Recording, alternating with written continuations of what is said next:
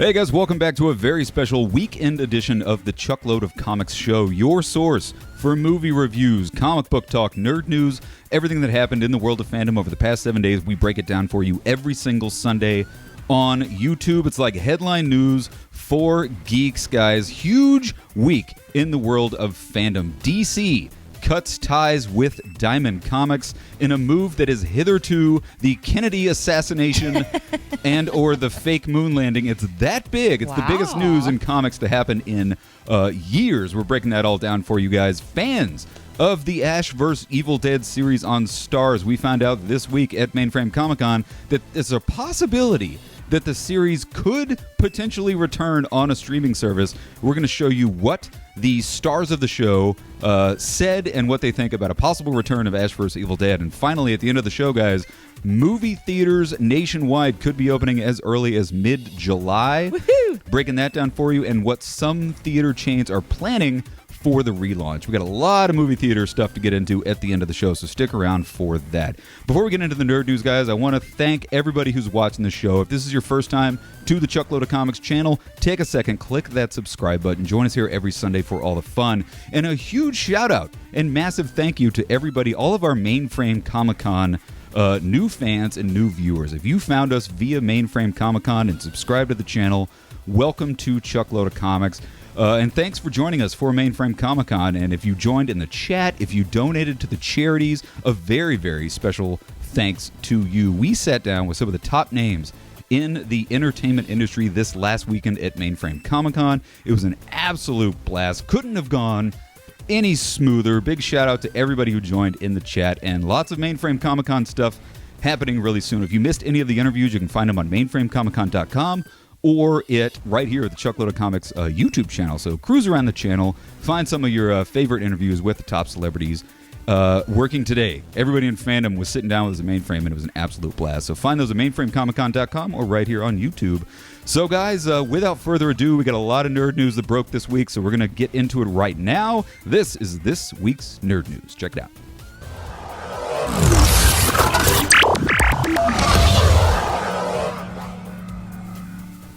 All right, guys, first big nerd news story of the week. A seismic shift. Probably the biggest news to come in the comic book industry in years. DC Comics has officially cut ties with Diamond Distributors. That is insane. That is absolutely insane. If you're a fan of comic books, if you are a local comic book shop owner, this is insane. It's hitherto the fake moon landing. It's that big. It's massive, massive news, guys. So DC Comics, like I said, cut ties with Diamond Distributors. The announcement was made this week via an email to retailers sent Friday morning from DC. They said, with the company telling customers that all orders from DC products will be fulfilled by these two mystery companies. Lunar Distribution and UCS Comic Book Distributors. Who are they? You've never heard of them? I don't blame you.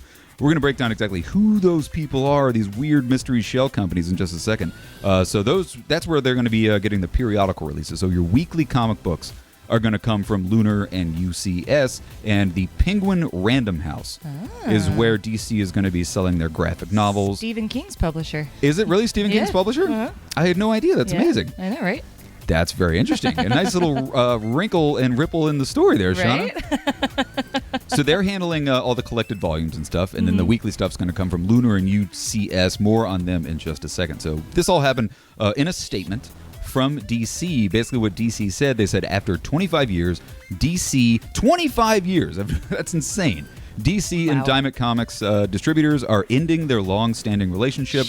Moving forward, comic book retailers can obtain their DC books from, like I said before, Penguin Random House, or their books and periodicals, their weekly stuff you can get from Lunar and UCS comic book distributors. DC continues to be committed to providing the direct market with the best in-class service and the fans with the world's greatest comic books. That's debatable. World's best comic books? Yeah, okay, whatever. Go ahead and hate us in the comment section right now. So what is this? This all follows Diamond's decision. Obviously, the COVID-19, when that pandemic hit, Diamond distributors, they ceased all Distribution. distribution during the. I think it was like mid-March. Yeah. Diamond ceased all distribution Out of of the comic books. blue. Out of the blue. Pissed a lot of people off. Mm-hmm. Clearly pissed DC off. Yeah, obviously. I mean, without a doubt. They were citing cash flow problems. I mean, I completely get why Diamond had to shut down. Oh, absolutely. A lot of businesses did. What pissed people off was kind of the way they handled it. Yeah. They sort of, there was no warning. They just said, hey, local comic shops, I know you're trying to stay afloat, but we can't get you any books. Get it. I completely get it. Yeah. But even more so, the publishers didn't even know. Like Marvel and DC were blindsided by this announcement. They had no idea. So they've got warehouses full of books ready to ship and nobody to ship them. Well, as soon as this was announced, DC, they announced like publicly their plans to find alternate distribution companies for a limited amount of time. Sure.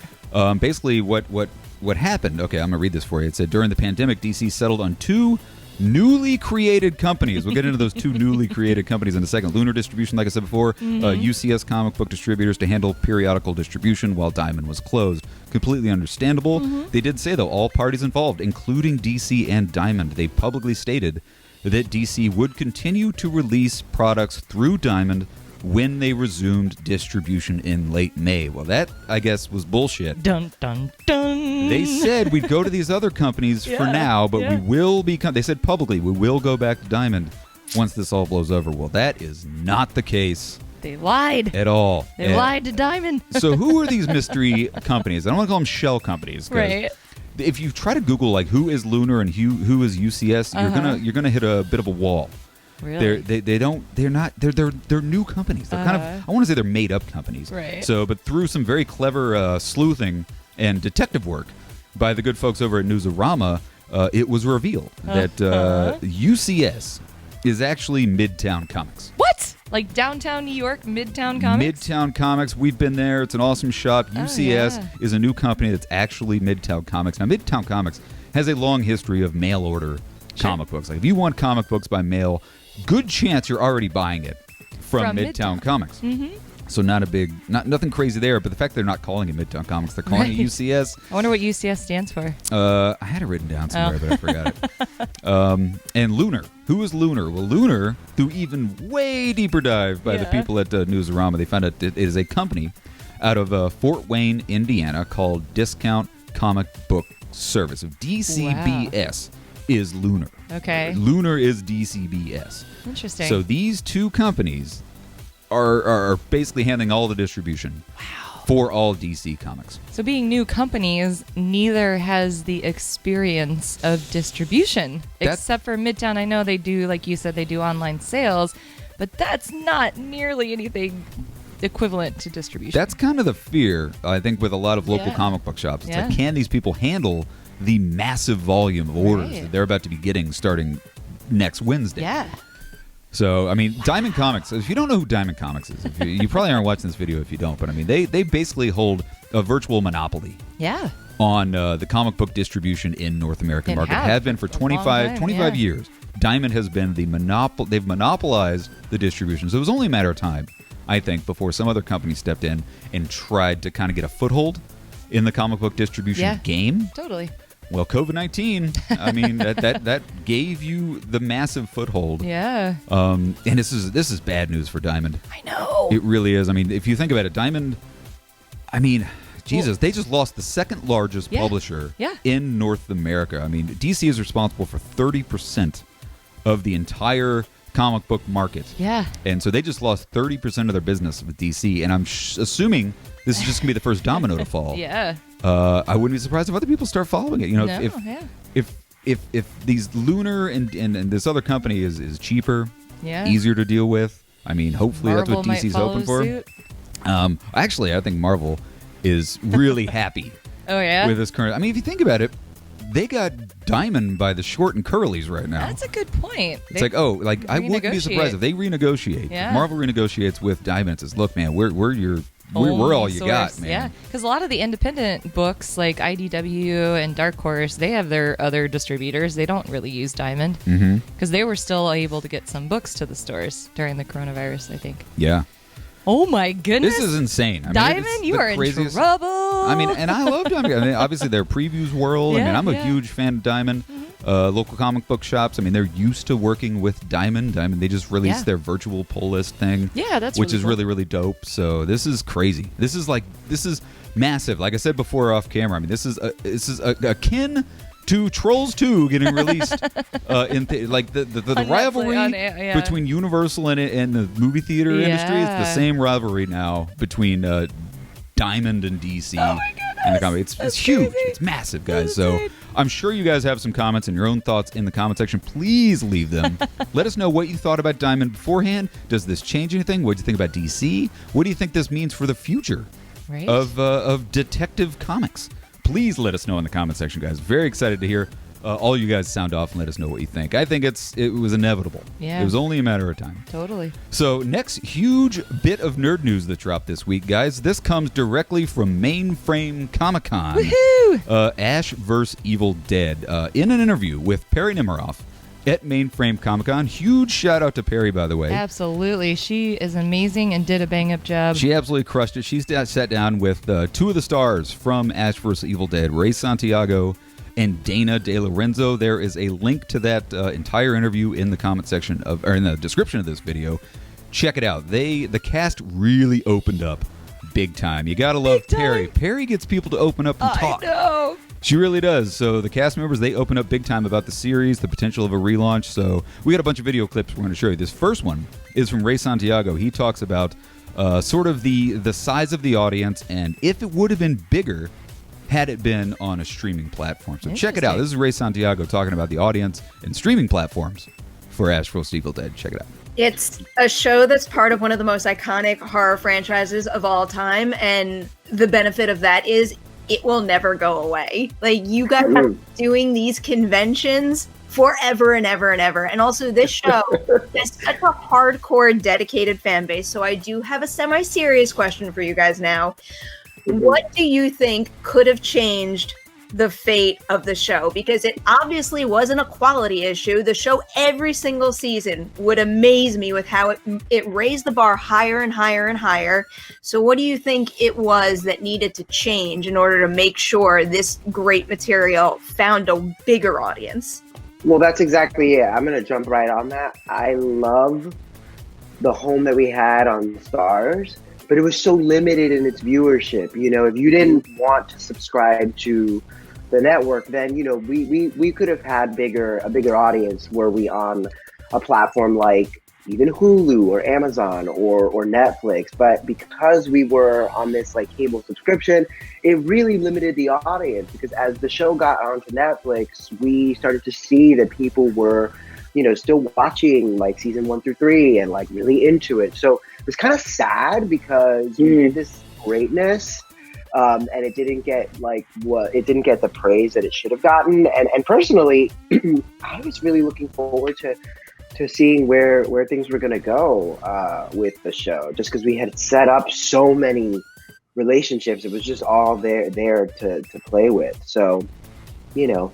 Interesting stuff. Right? So, I mean, if I can just recap for a second, Ray basically said, he said we could have had a bigger audience were we on a platform like Hulu, like Amazon, perhaps Netflix, but because we were on this cable subscription, it really limited our audience. I mean, Totally. It sounds like nasty words, but it's totally right. It's absolutely true, because, I mean, no offense to Stars, but who subscribes just for Stars? Like, I feel like it's one of Stars those is an add-on. Yeah, exactly. It's like Comcast says, oh, if you want to get our one step above basic cable package, we'll give you Stars We'll for throw free in for Stars. a year. And then after that year, you don't resubscribe to Stars. Stars is kind of like that 20% discount from Bed Bath & Beyond you get every single month. It's like, you just have it.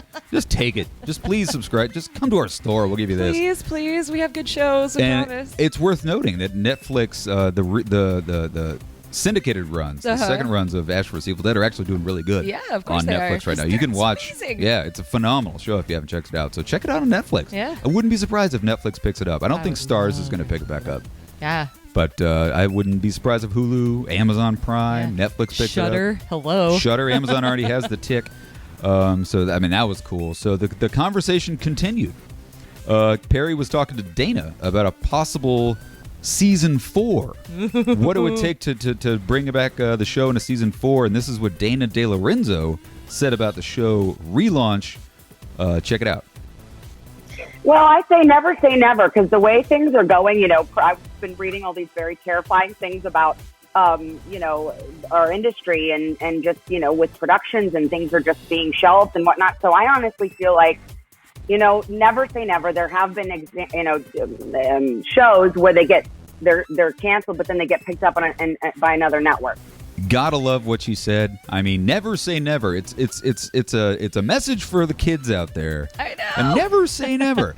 She says that there's been shows that get canceled, but then get picked up by other networks. It happens all the time. Yeah, I mean, look at Family Guy. That got picked up by the same network after being canceled. I believe Arrested Development, didn't that got picked up by Netflix? Yeah. It's happened before. The Tick. The Tick got picked up from Amazon. Fox to Amazon. Yeah.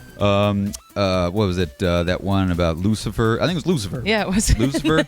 The one about Lucifer. The one about Lucifer. So no big surprise. I mean, I would not be shocked if Netflix or Hulu picks up, because it's happened before. I mean, the precedent has been set. So the big question is, can you get Bruce Campbell back? Because Bruce Campbell retired from the Ash character. So way to go, Perry asked the important question. Dana and Ray both chimed in on what's the likelihood of bringing Bruce Campbell back into the fold to rehash the character of Ash Williams. This is what they say about that possibility. Check it out. So I know Bruce has said he's in retirement, but I feel like Ray and I could convince him. Don't you, Ray? Yeah, totally. I feel like we could convince him to come back. I think enough time has passed by. Yeah, he just needs a good couple of, 1 or 2 years of just chilling in the woods and not having the boomstick in his hand, and then he starts to crave it, and it'll come back. You know what I mean? So there you go. I mean, it seems pretty clear from Dana and what Ray echoed. I mean, like Dana said, she said, I know Bruce. He said he's in retirement, but I feel like Ray and I could convince him, and Ray.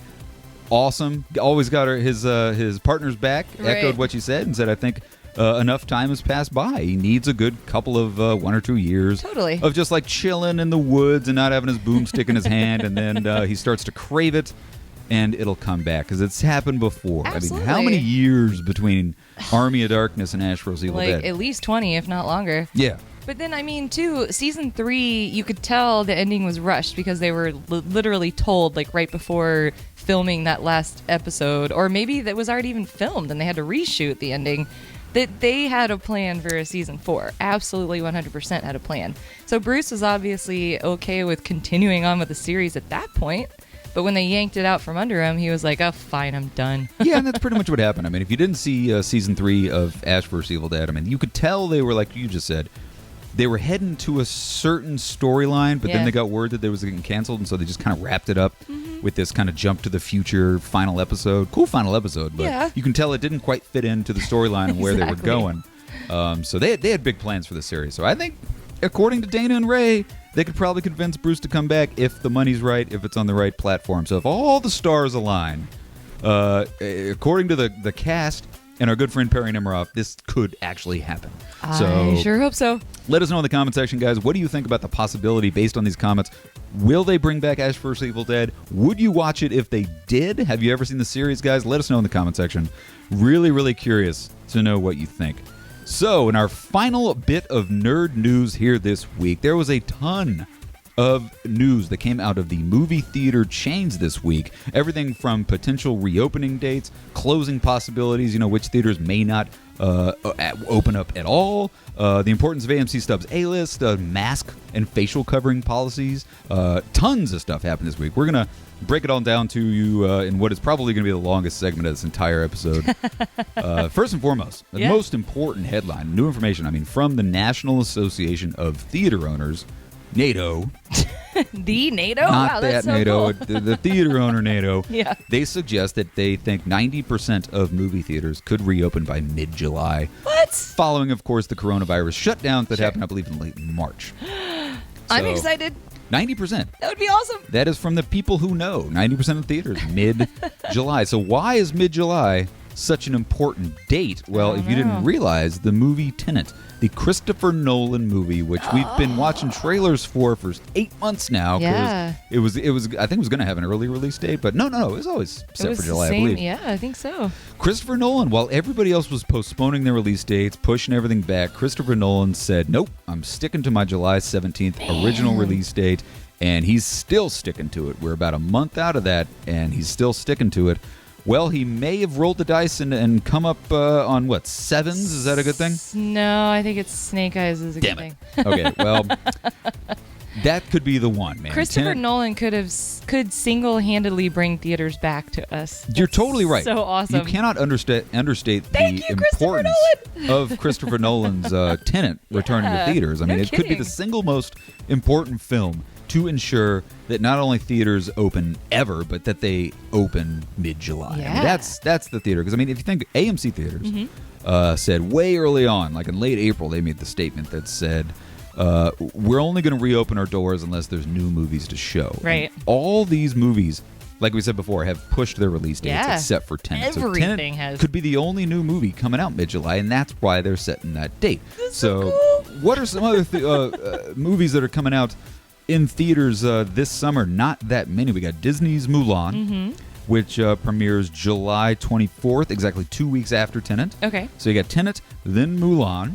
Right. After that, Wonder Woman 1984. Yes! They did move their release date. They had an original, I believe it was July release date. They got moved to August 14th, but Okay. that's their new date is August 14th. I'll take it. And then A Quiet Place 2, which was supposed to come out right before the pandemic Right. started. They pulled their release like 2 weeks before it started. So that's coming out September 4th. Okay. And the majority of all the other blockbuster films on the schedule have moved their release date towards the end of the year. It's going to be a big Right. holiday year, I think. Yeah, right. Everybody's pushing that stuff. Christmas So, movies. you got Tenet comes out, and then Disney's Mulan comes Yeah. out 2 weeks after that. And then the snowball starts Effect. rolling. So my instant thought to this was box office numbers, because they're gonna be, I would think they would be terrible because you have to limit your capacity at the theaters. Good They're not point. going to be able to open up 100% capacity right away. But then we were having the conversation earlier, and it's like, well, if Tenet is the only movie out for 2 solid weeks, everyone's going to the theater just to go. I mean, Yeah. I see people bringing their kids, even if it's rated R. I don't know. I forgot what it's rated. I'm sure it is. But yeah, they're just going to flock to the theaters. And even at 50% capacity or whatever their capacity limit is, that's the only movie that they're going to be able to see. Yeah. For 2 Genius. whole weeks until Right. Mulan comes out. And then Mulan. All right. Loving the fact that so Tenet, they jump on the grenade and they get people back in the theaters, and then bam, now people are back in theaters. They're going to go see Mulan. That's when the families start coming back. So the real movie Yeah. buffs are going to show up for Tenet. Yep. And then the families are going to start showing up for Mulan. Yeah. And then Wonder Woman. Holy shit. Everyone's flocking out. for that Talk one. about a great spot for Wonder Woman No to come out. kidding. Everybody else has tested the waters. The slow rollout has already happened. And the Wonder Woman is going to just blow the box office wide open, I Wow, think. Warner Brothers is doing some mighty work Pretty smart. over this coronavirus. They got Warner Brothers with the movie, and then the DC breaking off a diamond. My Yep. goodness, man! Launch of HBO Max, man. Warner Brothers is getting it done. So, guys, let us know in the comment section. What do you think? Are you going to go see Tenet? So much more movie news we're going to break down for you right now. This happened, and this is not a big surprise, but there was an official statement from AMC Theaters. They stated this week that they are unsure they will be able to stay in business following the prolonged COVID-19 closures. Now, this has been in the news for a long time. You've been hearing and reading about the AMC bankruptcy possibility, the possible Amazon buyout of AMC. That came out a few weeks ago, that Amazon was kind of eyeballing maybe purchasing ABC. Shauna, you and I talked about this off camera. Yeah, I'm not a financier. I am not a day trader. I don't know anything, but what are the chances that AMC coming out and saying this is directly correlated with the possible Amazon buyout? Let me explain to you what I mean. you're talking some insider trading It's probably totally illegal what I'm proposing here, but what are the chances that Amazon intentionally wants the stock prices to go down so that they can buy AMC at a much lower rate, and then the stock prices raise? Is that illegal? And B, I mean, am I wagging the dog too much here, or you think that's even a thing? It's 1,000% illegal if they're discussing this behind closed doors. Let's bring and the they stock made prices a down. deal that said, let's bring this. That is 1,000% illegal. But I mean, of course, Amazon wants the stock prices to go down before they buy. Why? Who wouldn't? I mean, that's the Buy stupidest. low. Of course. Raise high, and that's like sell high. Yeah. stock price is number one, right? I mean, it was 101 from Wall Street, man. Come on, you just got to know this. But I mean, AMC has no reason to bring their stock prices down because they want to sell high. I mean, it's true. But if they want to avoid bankruptcy, maybe they're just thinking, there's nothing wrong with trying to figure out what or what your buyer is thinking. Right. So.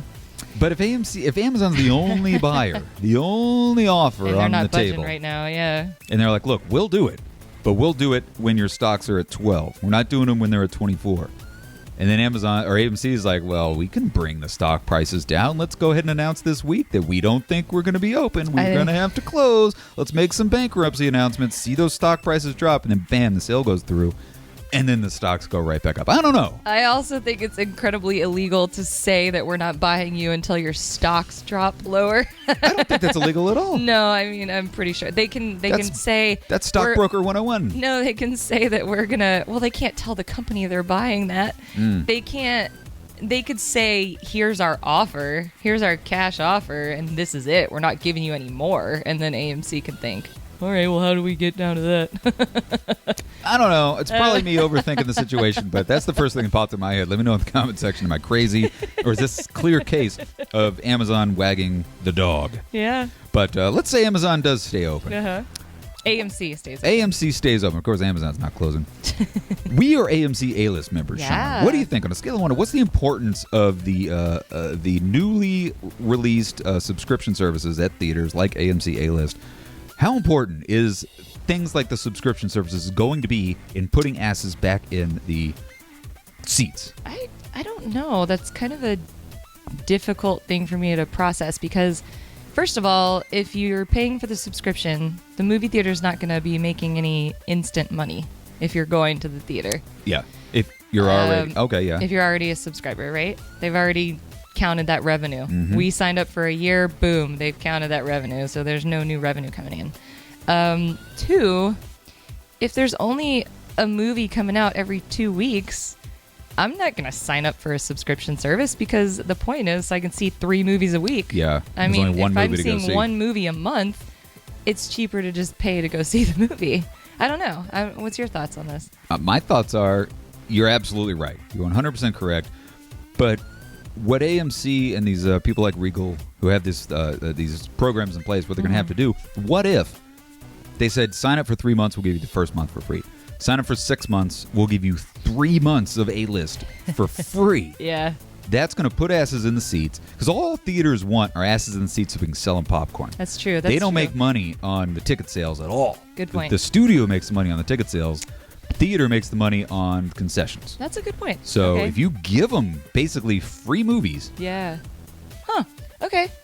You've changed my perspective on that one, Chuck. I think I might agree with you now. now I think the studios might not like that so much. Right. So wait a second, you're not giving us any box office money? And hey, what about us that are already subscribers? What do I get for free? You get nothing. I get nothing. You continue paying.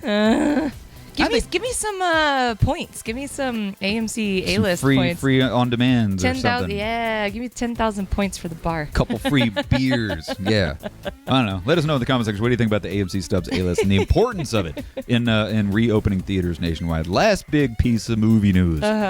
Let's say everything opens up in July. Yeah. Cinemark just announced this week that they will not, I repeat, not be requiring guests to wear facial coverings on day one of relaunch. So, Sean, I want to know, and I want to know what you guys who are watching this video, if you're still sticking around this long, irresponsible on the part of Cinemark, or is this something that's understandable? I think it's insanely irresponsible. Yeah. I can understand not wearing the mask while seated in the theater because you're going to have your popcorn, you're going to have your sodas. It'd be very similar to what's going on here in Chicago with the restaurants. Once you're seated, you can take your mask off, eat your food, drink your beers, whatever. But if you have to get up and use the restroom, which is a public area, you have to put your mask on to go inside the restaurant. If you want to public enter areas. If you want to go to the common areas. Go to the concession stand at the theater and you're not requiring people to wear masks, that scares the crap out of me. They are going to require their employees to wear masks. Okay, and but I'm talking about the guests. Like, okay, so you're going to have us stand in a queue line and not wear masks? Sans mask. Like, no, that's irresponsible. Well, their official statement, this comes from a representative of Cinemark, said that outside of those areas where it's required by local mandates, so they are going to, if it's required in the state, obviously they're going to require it.